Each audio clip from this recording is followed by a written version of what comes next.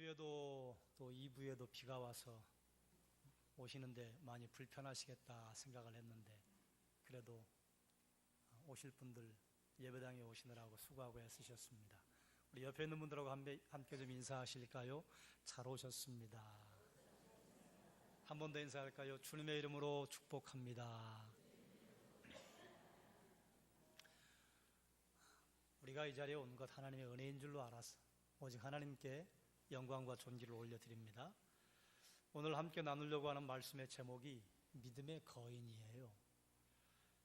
지난주에 작은 거인이라 하는 제목으로 말씀을 나누었는데, 왜 우리가 작지만 거인인가?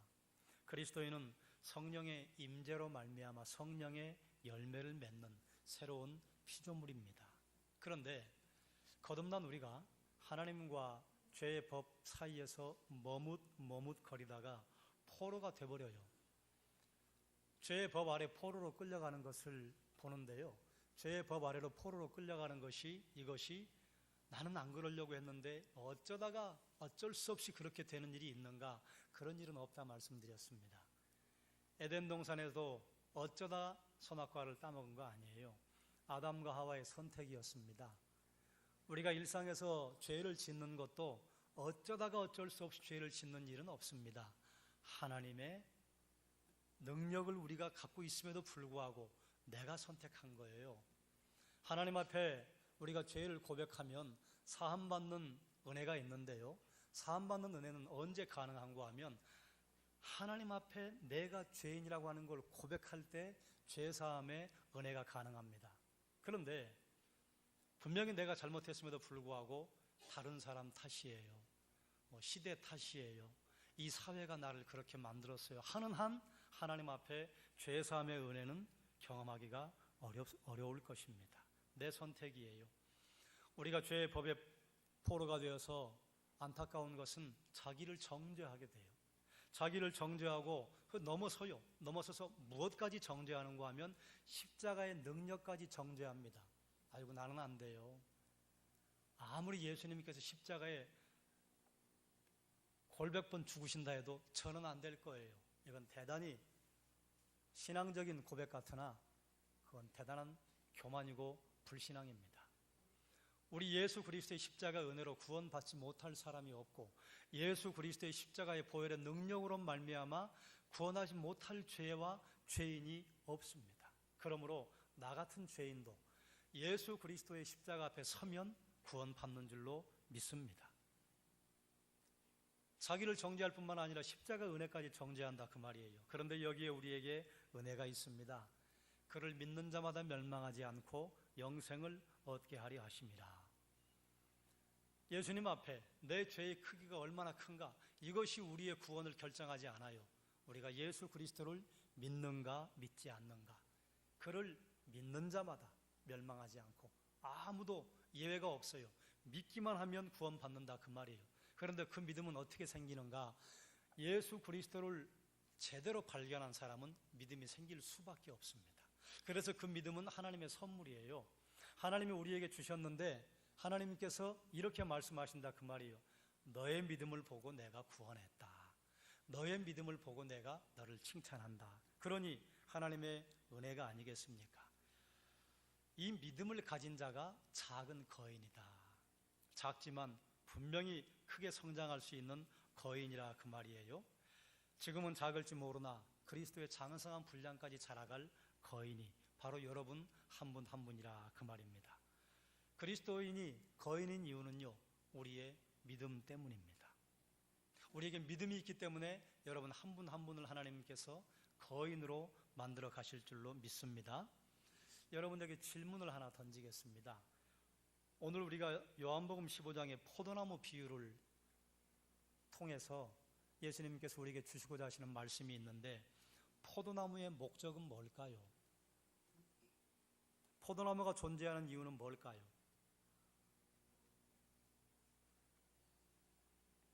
포도나무로 땔감을 할 수 있습니까? 포도나무로 조각을 멋지게 만들 수 있습니까? 아무런 쓸모가 없습니다. 그런데 포도나무가 가치 있는 건 무엇 때문이에요? 열매를 맺기 때문에. 예를 들어서 포도나무가 어느 날 갑자기 돌연변이가 생겨가지고 느티나무처럼 막 어마어마하게 막 둘레가 4m가 됐어요. 그래서 포도나무 가지가 100m를 뻗어갔어요. 그런데 열매가 없네. 쓸모가 있을까요, 없을까요? 쓸모가 없어요. 밑둥만 잘라가지고 뭐 화목으로 쓸까? 포도나무의 존재 목적은요, 열매를 맺는 것입니다. 포도나무의 존재 이유는 열매를 맺는 것입니다. 포도나무가 열매를 맺는 것이 하나님께 영광을 돌리는 일입니다. 하나님이 창조하신 목적대로 최선을 다해서 자기 역할을 다할 때 이걸 성경은 선하다 그렇게 말합니다. 하나님의 창조 목적대로, 하나님이 지으신 목적대로 존재하고 생활할 때, 살아갈 때 선하다 그러는 거예요. 포도나무가 포도 열매를 열심히 맺는 거, 이게 하나님께 영광을 돌리는 것입니다.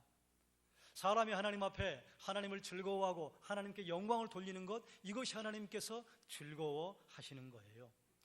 하나님의 창조의 목적대로 열매를 더욱 튼튼하게 맺기 위해서 가지치기도 필요한 것입니다. 여러분, 포도를 먹을 때 씨를 통째로 드십니까? 아니면 씨를 뱉어내십니까? 포도를 드실 때 껍질째 먹습니까? 껍질을 뱉어내십니까? 뭐 그런 거 가지고 뭐 사람의 성격이 어떠니 저떠니 막 이런 거 해놓은 게 있는데요. 재미는 있는데 그게 뭐 그다지 정확하진 않아요. 한 가지 정확한 건요, 씨째 먹든지 씨를 뱉어내든지 아니면 껍질째 먹든지 껍질은 뱉어내고 먹든지, 뭐 씨하고 껍질에 영양소가 가장 많다고 하는데 영양소를 버리고 먹든 그걸 섭취하든 진리가 하나 있는데요, 포도씨 갖고 있던 걸 땅에 휙 던져놓으면 적당한 때가 되면 포도가 납니까? 안 납니까? 납니다. 왜요? 하나님께서 허락하신 생명이 그 안에 있기 때문에 그렇습니다. 포도씨는 여건만 만들어지면요, 거기서 포도 새싹을 피워냅니다. 하나님께서 우리를 그리스도인으로 거듭나게 하신 목적이 뭘까요? 여러분 한 분 한 분 부르셨습니다. 왜 부르셨을까요? 하나님께서 목적이 있으실 것 아니에요? 그 목적이 무엇이냐? 따라하십시다. 열매 맺는 것입니다. 무슨 열매를 어떻게? 그건 이제 다음 주에 함께 나누겠습니다.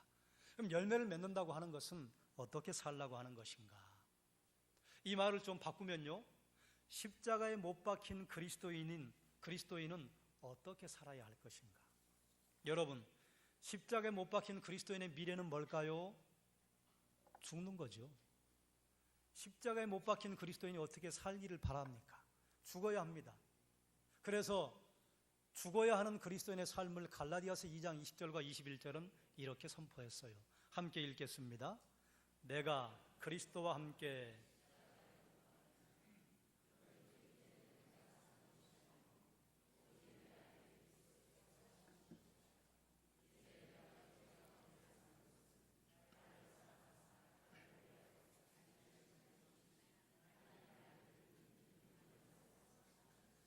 아멘.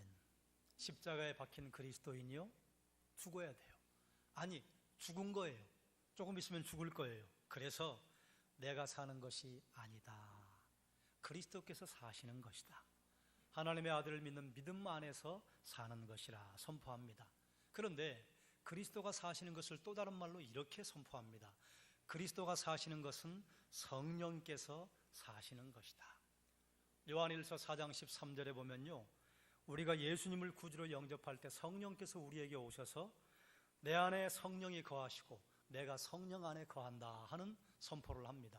이거 어디서 읽어본 것 같지 않습니까? 요한계시록 3장 20절에 볼지어다 내가 문 밖에 서서 두드리노니 누구든지 내 음성 듣고 문을 열면 내가 그에게로 들어가 그와 더불어 먹고 그는 나와 더불어 먹으리라. 사도 요한이 요한서신도 기록을 하고 요한계시록도 기록을 했습니다. 똑같은 내용인데 주체를 바꿨어요. 한 곳에서는 예수 그리스도라고 선포하고 다른 성경에서는 성령이라고 선포해요. 그렇기 때문에 그리스도로 산다고 하는 것은 성령으로 산다고 하는 것과 같은 의미라. 그럼 갈라디아서 5장 25절에서는요, 성령으로 사는 사람은 어떻게 살아야 되는가? 성령으로 행해야 한다 라고 선포합니다. 그러므로 십자가에 못 박힌 그리스도인이 사는 것은요, 나는 죽고 성령으로 사는 사람, 그럼 우리는 질문해야 돼요. 여러분 스스로 질문하셔야 합니다. 제가 여러분에게 질문을 던지겠습니다. 여러분은 성령으로 사십니까? 여러분의 일상은 성령으로 사시나 그 말이에요. 여러분 가정에서, 직장에서, 교회에서 또 주변의 사람들을 만날 때 성령으로 사십니까? 이건 또 다른 이런 질문이에요. 여러분 성령 충만하십니까? 여러분의 일상에는 성령이 충만하십니까? 대단히 많은 그리스도인들이 성령 충만하지 못하고 성령으로 살지 못합니다. 그러면 왜 그럴까요? 이유가 뭘까요? 갈라디아서 5장 25절 26절 다시 한번 함께 읽겠습니다. 만일 우리가 성령으로 살면 또한 성령으로 행할지니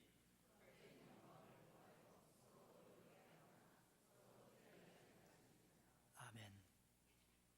우리 한 사람 한 사람 성령으로 사는 사람이에요. 우리가 예수를 그리스도로 구주로 영접한 그 순간 성령께서 우리에게 들어오셔서 성령 세례를 받았습니다. 그래서 성령께서 내 안에 계시다 그 말이에요. 그래서 우리는 성령으로 사는 사람이에요. 만일 우리가 성령으로 살면 또한 성령으로 행할지니 이렇게 하는데 원래 의미는요, 우리는 성령으로 살기 때문에 성령으로 행해야 합니다. 원래 의미는 그겁니다. 우리는 성령으로 사는 사람이에요. 여러분 혹시 여기 아프리카인이 있으십니까?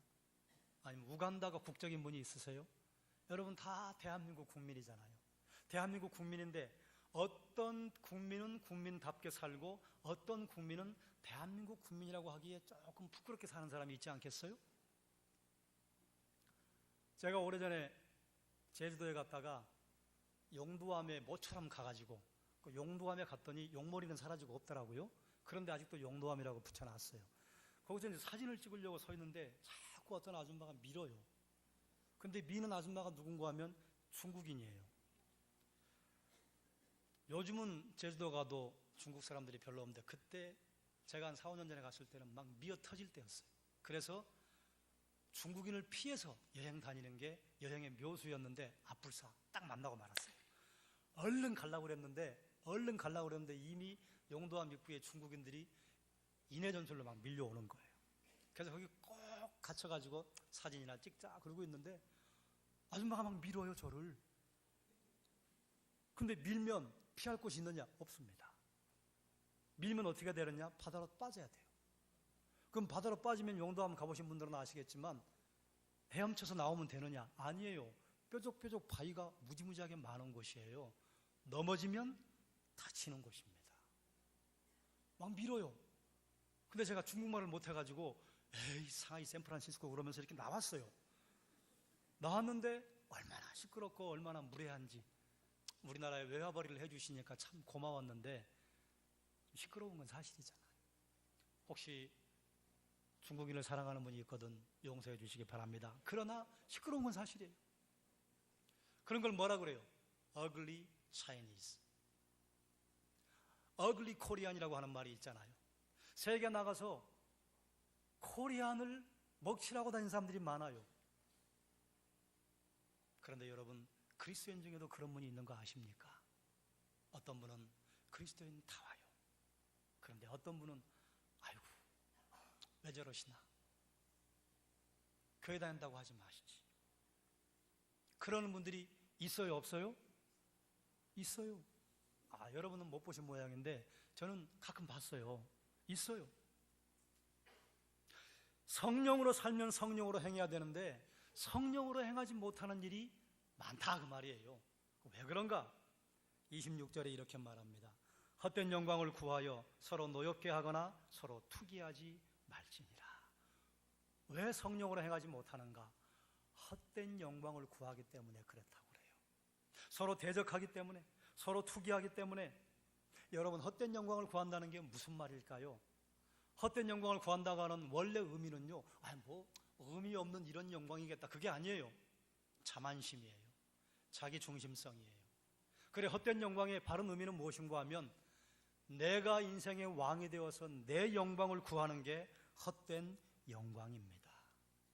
자기 중심으로 행동하고 자기 중심으로 생각하는 것, 하나님의 영광을 생각하지 않고 자기 걸 생각하는 게 헛된 영광이에요. 교회를 위해 행동하지 않고 자기의 영광을 위해 움직이는 게 헛된 영광이에요. 헛된 영광을 찾는 곳에는요, 반드시 대적과 질투가 있습니다. 왜 그럴까요? 자기를 드러내야 하니까요. 자기를 드러내야 되니까 대적해야 돼요. 질투해야 되는 거예요. 자기를 드러내기 위한 마음에서 출발하는 것이 헛된 영광입니다. 결국 성령으로 행하지 못하는 이유는요, 자기가 왕이 되려고 하는 것 때문이라. 자, 그러면 여러분 보셔요. 지금 예수님께서 제자들에게 이 말씀을 하시는 상황이 어떤가? 예수님 앞에 있는 제자들이 분위기가 좋을까요? 안 좋을까요? 지금 분위기 별로 안 좋아요. 그 이전에 어떤 일이 있었는지 아시죠? 내가 크냐 네가 크냐. 그리고 유다가 지금 예수님을 배반하겠다고 나가기 일보 직전입니다. 예수님 그 상황을 다 아시고 말씀을 하시는 거예요. 제자들 중에 누가 국무총리하지? 누가 장관하지? 야고보, 요한이 치고 들어왔어요. 그러니까 그것 때문에 제자들이 몹시 불쾌해 있어요.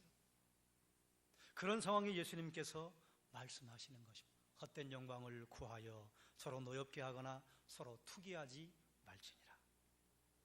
내 욕심을 내려놓고 하나님 나라를 생각하고 행동하면 열매를 맺습니다. 내 욕심을 내려놓고 교회를 위해 생각하고 행동하면 열매를 맺습니다. 그러면 이제 어떻게 성령으로 행할 것인가? 다른 성경에서 필요한 여러 가지 말씀들을 선포하지만 요한복음에 있는 말씀대로 이해를 한다면 이렇게 선포해요. 이미 너희는 깨끗해졌다. 내 말로 말미암아. 예수 그리스도를 믿은 사람은요, 이미 죄의 문제들이 해결이 된 사람들입니다. 그래서 깨끗하게 되었어요. 깨끗하게 되었는데 그 이후로 성령으로 사느냐 살지 않느냐, 이건 좀 별개의 문제예요. 성령으로 산다고 하는 것은요, 무엇을 말하는가 하면 주님 안에 거하는 것이랍니다. 5절 말씀이에요. 나는 포도나무요 너희는 가지라. 그가 내 안에 내가 그 안에 거하면 사람이 열매를 많이 맺나니 나를 떠나서는 너희가 아무것도 할 수 없음이라. 아멘. 주님 안에 거하는 것, 내가 그 안에 거하면 사람이 열매를 많이 맺나니. 성령으로 산다고 하는 것은 주님 안에 거하는 것이래요. 여러분, 주님 안에 거하는 것이 무엇인지 이해가 되십니까? 이렇게 말하면 이해가 안 돼야 정상이에요.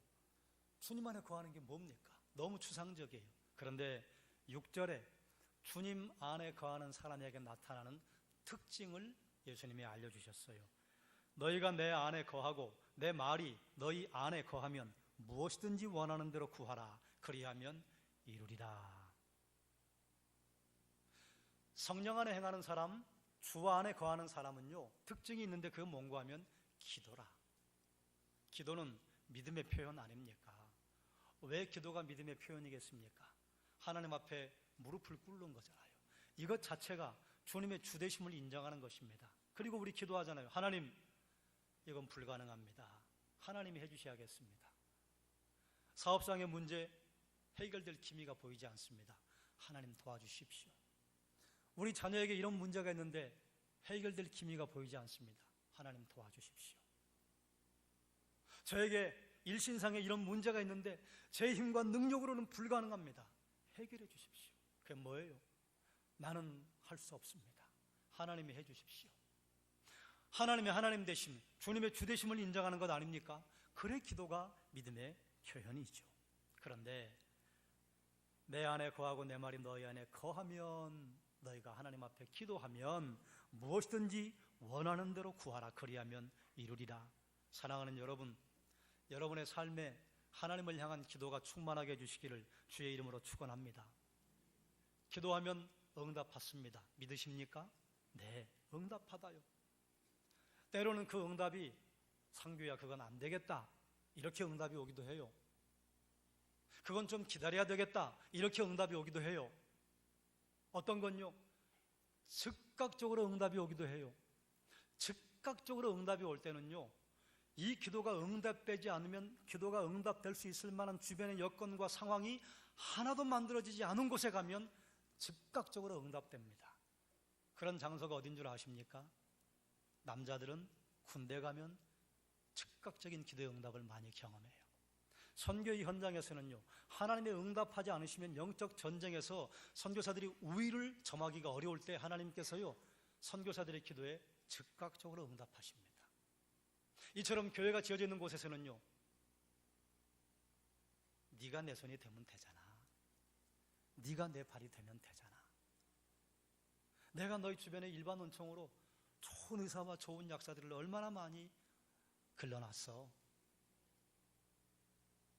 그래서 이처럼 교회가 자리를 잡고 있는, 교회가 주변에 많이 있는 곳에서는요, 하나님께서 선교지에서 기도 응답하시는 것 같은 속도로 응답하시는 일이 그리 많지 않습니다. 그러나 응답하시는 건 확실합니다. 그럼 주님 안에 거한다고 하는 사람에게는 이런 특징이 있다고 했는데, 주님 안에 거하는 게 뭔가 너무 추상적이에요. 그래서 주님께서 또 설명하셔요. 따라하십시다. 주의 사랑 안에 거하라. 여러분, 주의 사랑 안에 거한다고 하는 게 뭘까요? 우리가 서로 사랑하며 사는 거예요. 예수님 또 그 다음에 설명해 놓으셨어요. 주님께서 아버지의 사랑 안에 거하시면서 아버지의 계명을 지키는 것으로 아버지의 사랑 안에 거하셨습니다. 그래서 우리가 주님의 사랑 안에 거하는 것은 주님의 계명을 지키는 것으로 말미암아 주님의 사랑 안에 거하는 것을 보여줄 수 있습니다. 뭐 이런 것이죠. 자녀들이 부모님의 말씀을 들어요. 그런데 이제 머리가 크고, 그리고 부모님께서 먹여주지 않아도 내가 먹고 살 만큼 될 때, 그때 부모님의 말씀을 듣는 자녀가 있고 듣지 않는 자녀가 있습니다. 부모님을 사랑하는 자녀는요, 부모님의 말씀을 듣습니다. 그런데 부모님을 사랑하지 않는 자녀는요, 부모님의 말씀을 거역합니다. 그래서 부모님을 사랑하는가 사랑하지 않는가를 무엇으로 가늠할 수 있는가 하면, 부모님의 말씀을 무겁게 여기는가 가볍게 여기는가. 하나님을 사랑하는 것을 무엇으로 가늠할 수 있는가? 하나님의 말씀을 무겁게 여기는가 무시하는가. 그래서 하나님을 사랑하는 사람은 아버지의 계명을 지키는 사람이다. 주님께서 먼저 본을 보여주셨습니다. 그리고 너희도 이처럼 해라, 제자들에게 말씀해 주시는 거예요. 여러분, 그럼 주님이 주신 계명이 뭡니까? 제가 아까 제자들의 상황이 어떤지 여러분에게 말씀드렸죠. 주님께서 주신 계명이 여러 가지가 있는데요, 요한복음 13장부터 17장까지 주님이 주셨던 계명 가운데 가장 중요한 핵심은요, 따라할까요? 사랑하라, 서로 사랑하라, 이겁니다. 그럼 왜 주님께서 지금 이 말씀을 하실까요? 지금 제자들이 서로 사랑하고 있어요, 없어요? 아니에요. 지금 제자들이요, 예수님께서 한 자리 하시면 우리 어떻게 차지할까 자리를, 그리고 서로 지금 신경전을 벌이느라고요, 예수님께서 다락방으로 들어오셨는데 예수님께 발 씻을 물도 내주지 않아요. 그러니까 누가 내드려야 될까요? 제자들이 내드려야 돼요. 식당에 가면 그런 일이 있어요. 나이가 어린 사람과 나이가 많으신 어르신이 갔으면 누가 숟가락을 놔야 합니까? 아무나 놔도 돼요. 아무나 놔도 되는데 누가 놓는 게 그래도 어르신이 덜 섭섭할까요? 손 아래 사람이 숟가락을 먼저 놔주는 게. 이건 뭐 별거 아닌 것 같으나 그거 하나가 그 사람의 인격과 됨됨이를 가늠해 볼 수 있는 좋은 현상입니다. 물론 옆에 안 보이는 사람도 있어요. 제자들이요, 지금 이렇게 예수님과 함께 다락방에 왔으면, 그러면 발 씻을 물을 제자들이 예수님에게 내주는 게 이게 정상입니다. 그리고 발 씻을 물 결례 항아리가 옆에 다 준비가 되어 있어요. 왜요? 예수님께서 이미 거기에 준비된 것을 가지고 제자들의 발을 씻겨줬다고 말해요. 그런데 아무도 예수님의 발을 씻어줄 생각도 하지 않고 움직이지도 않아요. 지금 뭔 생각에 사로잡혀 있어요? 내가 먼저 가야 되는데 야고보하고 요한 저놈이 치고 들어왔어. 그리고 유다는 지금 그 안에서 예수님을 지금 팔아 제끼려고 생각을 하고 있다, 그 말입니다. 말을 하지 않아도 그 안의 분위기가요, 별로 사랑이 충만하지 않습니다. 그래 예수님께서 제자들의 발을 씻겨주신 시도를 하시니까 베드로가 화들짝 놀라잖아요. 주님 왜 이러십니까? 내가 너희를 씻어주지 않으면 너희와 나가 아무 상관이 없다. 그리고 마지막에 뭐라 하셔요? 내가 이렇게 한 것처럼 너희도 이렇게 해라. 여러분, 어쩌면 예수님께서 제자들에게 하셨던 이 자리가, 이 상황이 이 시대의 우리 교회, 이 시대의 시대적인 모습과 비슷한 것 같지 않습니까? 예수님께서는 섬기라 하고 사랑하라 하는데 우리는 내 생각에 꽉 잡혀 있어요. 헛된 영광을 구하고 있어요. 내가 왕 노릇하고 내가 임금 노릇해야 돼요. 그러다 보니까요, 해야 할 건 알겠는데 뭐 저 사람이 하겠지, 뭐 저 친구가 하겠지. 그러다가 예수님 발 씻을 물도 내드리지 않는 일이 생긴다 그 말이에요. 제자들의 일이요, 교회의 일이요, 제자들의 일이요, 이 시대의 그리스도인들의 일이 라고 말할 수밖에 없습니다. 그래 주님은 다시 우리에게 말씀하시는 거예요. 내가 이렇게 한 것처럼 너희도 그렇게 하지 않겠니? 주께서 주신 계명이요, 서로 사랑하라는 것입니다. 이런 상황에서 사랑하라고 하신 주의 말씀을 묵상하면요, 참 주님의 마음이 아프셨을 것 같아요. 지금 그 자리에 제자들이 예수님의 발 씻을 물을 떠다 줘야 그래야 되는 상황인데 아무도 안 해요. 혹시 여러분 이웃을 사랑하라고 하는, 또 여러분이 말씀을 읽다가 기도를 하다가 말씀을 듣는 중에 하나님께서 여러분의 마음속에 주신 감동과 하나님이 여러분의 마음속에 주신 깨달음이 있는데 분명히 알았는데, 그리고 내가 할 수 있는 일인데 혹시 내가 이 일을 해야 하나, 내가 꼭 이걸 해야 하나 라고 하시면서 분명히 물까지 준비되어 있는데 여러분 거기서 무릎 꿇는 일을 하지 않고 계시진 않는지 생각해 보시기 바랍니다. 하나님과 이웃을 수단으로 삼는 것은 사랑하는 것이 아닙니다. 하나님을 이용하고 이웃을 이용해서 내 이익을 취하고 싶고 내 영광을 드러내고 싶은 것, 그건 사랑이 아닙니다. 하나님과 이웃의 유익을 구하는 것이 사랑하는 것이요, 주님께서 이처럼 우리에게 사랑 안에 살게 하시고 우리가 사랑 안에 거하고 아버지의 계명에 순종할 때 하나님께서 예수 그리스도에게 주셨던 선물이 있습니다. 그게 뭐냐? 기쁨이에요. 그래서 우리가 하나님을 사랑하고 하나님이 주신 계명을 지키며 살아갈 때에 하나님이 동일하게 우리에게 주시는 선물이 있습니다. 그게 무엇인가 하면 기쁨입니다. 그래서 내가 그리스도 안에 거하는가, 그리스도의 사랑 안에 거하는가, 주의 계명을 지키는가, 주께서 사랑하시라는 말씀 따라서 내가 사랑하며 사는가, 이걸 점검할 수 있는 감정의 기준이 무엇인가 하면 기쁨입니다. 그래서 저는 여러분에게 묻습니다. 여러분, 하나님이 주시는 기쁨이 여러분에게 있으십니까? 또 저는 여러분에게 선포합니다. 하나님이 주시는 기쁨이 여러분에게 충만하게 주시기를 주의 이름으로 축원합니다. 하나님이 주시는 기쁨이 있으면요, 그 어디나 하늘나라를 살 수 있어요. 감옥에 있어도 하나님 주시는 기쁨이 있잖아요. 사업의 문제가 풀리지 않아도 하나님 앞에 기도하고 무릎을 꿇으면 하나님께서 주시는 기쁨이 있잖아요. 자녀의 문제와 집안의 문제로 하나님 앞에 눈물을 뿌리며 기도할 때 그야말로 가슴이 아프지만 하나님이 주시는 기쁨이 있잖아요. 인간관계에서 배신당하고 인간관계에서 실망하고 하나님 앞에 무릎을 꿇어서 가슴이 아플 때 그래도 하나님이 주시는 기쁨이 있잖아요. 하나님이 주시는 기쁨을 경험해본 분들은 그 배에서 생수의 강이 흘러나온다고 하는 표현이 무엇을 말하는지 아실 거예요.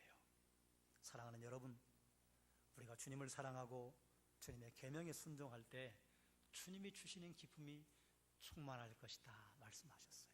그러므로 여러분의 일상에 하나님이 주시는 기쁨이 가득 넘치게 해주시기를 주님의 이름으로 축원합니다. 또 한 가지 질문을 하겠습니다. 포도나무의 목적은 열매를 맺는 거였어요. 그러면 포도 열매의 목적은 뭘까요? 포도 열매를 하나님이 왜 주셨을까요? 포도 씨는 왜 주셨을까요? 따라하십시다. 또 다른 포도나무. 그게 포도의 사명입니다. 열매를 맺는 것만 포도의 사명이 아니고 씨앗을 떨어뜨려서 때가 되면 썩어서 거기서 포도나무에 새순이 나고 또 다른 포도나무가 나오고 또 다른 포도나무가 나오고, 그래서 생육하고 번성하는 것이 하나님의 뜻하심이에요. 하나님의 계획입니다. 그래서 포도씨의 사명은요, 열매를 맺는 것뿐만 아니라 넘어서서 또 다른 포도나무를 낳는 것입니다. 하나님께서 우리를 거듭나게 하시는, 그리스도인으로 부르신 목적이 뭘까요? 열매 맺는 것이었습니다. 그러나 또 다른 목적이 있습니다. 또 다른 그리스도인 낳는 거예요. 우리가 예수 그리스도를 만나서 예수 그리스도 닮은 성령의 열매를 맺고 삶의 열매를 맺는 것, 그걸 통해서 무엇을 하라고? 그걸 통해서 하나님 믿는 거 정말 좋아, 하나님 믿는 거 정말 행복해, 하나님 믿는 거 정말 능력 있는 삶이야. 그래서 또 다른 것을, 또 다른 그리스도인들이 생겨나게 하는 것, 그게 하나님께서 우리에게 원하시는 바다, 그 말입니다. 포도가 아무리 맛있어도 당대에 끝나버린다면 그건 포도의 사명을 다하는 게 아닙니다. 그리스도인이 나 혼자 신앙생활 열심히 했어요, 성령의 열매를 맺었어요, 그런데 아무도 하나님 앞에 인도한 적이 없다, 그럼 사명을 다하지 못한 것입니다. 그럼 성경의 판단은 뭐예요? 선하지 않다예요. 사랑하는 여러분, 포도나무의 목적은 열매 맺는 것입니다. 우리를 그리스도인으로 부르신 것, 열매 맺는 것입니다. 그런데 포도씨의 목적은요, 그리고 포도의 또 다른 목적은요, 또 다른 포도나무예요. 주께서 우리를 부르신 목적은요, 또 다른 그리스도인 만들어내라는 겁니다. 여러분, 우리가 다른 사람의 마음을 변화시켜서 그리스도인 만들 수 없습니다. 그런데 그 사람의 마음 문 여는 것을 누구를 통해 하나님께서 하기를 원하시는가 하면 나를 통해서요. 우리가 가서 열심히 씨앗을 뿌리면요, 열매를 맺고 안 맺고는 하나님께서 하시는 거예요. 그런데 뿌리지 않는 자가 없으면 어떻게 열매를 맺겠습니까? 선포하는 자가 없는데 어떻게 듣겠습니까? 바울의 선포 아닙니까? 그러므로 사랑하는 여러분, 하나님께서 우리를 부르신 목적이요, 또 다른 그리스도인. 그러므로 여러분 주변에 여러분 때문에 예수 그리스도에게 뿌리를 내리고 살아가는 그리스도인들이 하나씩 하나씩 생겨나게 주시기를 주님의 이름으로 축원합니다. 다른 사람들을 진리 가운데로 인도해 드린 자는 별처럼 빛날 것이라고 했습니다. 사랑하는 여러분, 한 분 한 분 별처럼 빛나는 그리스도인 되게 해주시기를 주의 이름으로 축원합니다. 말씀을 정리하겠습니다. 십자가에 못 박힌 그리스도인은 내가 살지 못해요. 그리스도가 사는 사람이에요. 그리스도가 사는 사람은 성령으로 행하는 사람이다 말씀합니다. 그런데 우리가 성령으로 행하지 못해요. 성령으로 행하지 못하는 이유가 무엇인가? 헛된 영광을 구하여 서로 대적하고 질투하는 것 때문이라. 나를 드러내기 위해서 대적하고 질투한다, 그 말이에요. 그건 성령의 열매가 없는 것입니다. 성령으로 행하는 것은 주 안에 거하는 것이고, 주 안에 거하는 것은 주님의 사랑 안에 거하는 것이고, 주님의 사랑 안에 거하는 것은 주의 계명을 지키는 것이라. 주를 믿는다고 하는데 주의 계명을 지키지 않으면 하나님을 사랑하는 사람이라고 보기는 어려울 것입니다. 이처럼 우리가 헛된 영광을 구하지 않고 대적하거나 질투하지 않고 주 안에 거하는 사람, 주님의 사랑 안에 거하는 사람, 주의 말씀에 순종해서 하나님을 사랑하고 서로 이웃을 사랑하는 사람을 뭐라고 하느냐? 믿음의 거인이라고 하는 것입니다. 하나님은 여러분을 믿음의 난쟁이, 믿음의 전림발이로 부르신 적이 없습니다. 여러분 한 분 한 분을 믿음의 거인으로 불렀습니다. 그래서 하나님께서 여러분이 믿음의 거인 되시기를, 그래서 바울을 통해 이렇게 표현하셨잖아요. 그리스도의 장성한 분량까지 자라기를 원하신다. 여러분이 하나님 앞에 믿음의 거인으로 커 나가야 할 분들입니다. 그리고 여러분 한 분 한 분이 믿음의 거인으로 커 나갈 수 있는 가능성이, 영적인 DNA가 여러분 속에 있는 사람들입니다. 그러므로 여러분 믿음의 거인들로 자라가시기를 주의 이름으로 축원합니다. 옆에 있는 분에게 말씀하십시오. 믿음의 거인이시랍니다. 반대편에 있는 분에게 믿음의 거인이랍니다. 그 말을 들으실 때 아무렴 그렇지 그렇고 말고 그런 생각이 드십니까? 낯이 뜨뜻하십니까? 우린 다 낯이 뜨뜻해요. 왜요? 우린 늘 죄밖에 안 지죠. 그래도 하나님 앞에 우리가 설 수 있는 것은요, 하나님 따라가고 예수 그리스도를 따라가서 한 발 한 발 떼면요 믿음의 거인으로 자라게 만들어 주셔요. 그 놀라운 일이죠. 분명히 죄를 짓고 있는데 믿음의 거인으로 자라가요. 하나님의 은혜입니다. 사랑하는 여러분, 믿음의 거인에게는 하나님이 주시는 기쁨이 있습니다. 그 기쁨이 있으면요 고난이 있고 어려움이 와요. 고난이 있고 어려움이 와요. 그런데 그 중에 내 안에서 주시는 기쁨이 있다, 그 말이죠. 하나님이 주시는 그 기쁨이 여러분의 가족에, 여러분의 일터에, 여러분의 생에 가득 넘치게 해주시기를 주의 이름으로 축원합니다. 기도하겠습니다.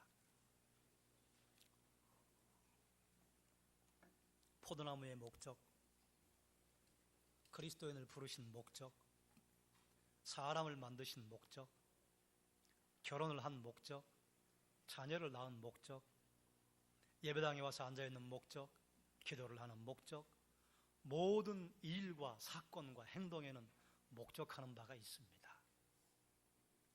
주님께서 우리를 창조하실 때도 목적이 있으셨고, 주님께서 우리를 다시 부르셔서 재창조하실 때도 목적이 있으셨고, 성령을 우리에게 보내실 때도 목적이 있으셨고, 우리에게 말씀을 주실 때도 목적이 있으셨는데, 과연 우리는 목적을 이루며 사명을 완수하고 살아가는가? 우린 그저 연약하고 부족합니다.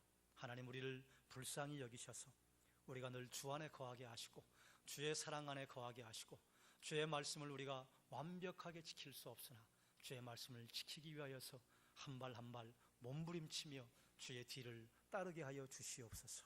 하나님, 사랑하는 종들이 그야말로 하나님 앞에 기가 막힌 기도의 제목들이 있습니다.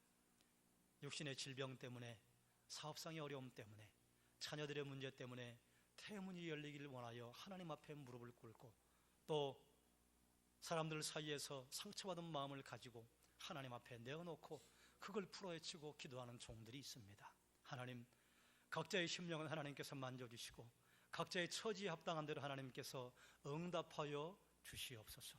우리 교회가 예수님 방문하셨는데도 예수님 물 떠드릴, 아니 발실 물도 떠드리지 않는 제자들처럼 하나님 우리가 혹시 그런 잘못을 범하고 있지는 않은가 나를 살펴보고 돌아보고, 이웃을 사랑하신 주의 말씀 따라서 하나님과 이웃을 내 영광을 위한 수단으로 삼지 않고 오직 하나님의 영광, 하나님의 높으심을 드러내는 유익한 헌신, 유익한 사랑 우리들의 삶에 드러나게 해주시기를 원합니다. 그리하여 하나님의 주시는 기쁨이 우리의 생에 넘쳐나게 해주시기를 원하고, 하나님 고난과 핍박과 어려움 가운데 있는 성도들 그 삶의 가정에 하나님 속에서 넘쳐나는 생수와 같은 기쁨을 허락하셔서 감당케 하여 주옵소서. 하나님 인도하여 주시고 사랑하는 종들의 기도를 들어 응답하여 주시옵소서. 예수님의 이름으로 기도드리옵나이다. 아멘. 찬송가 290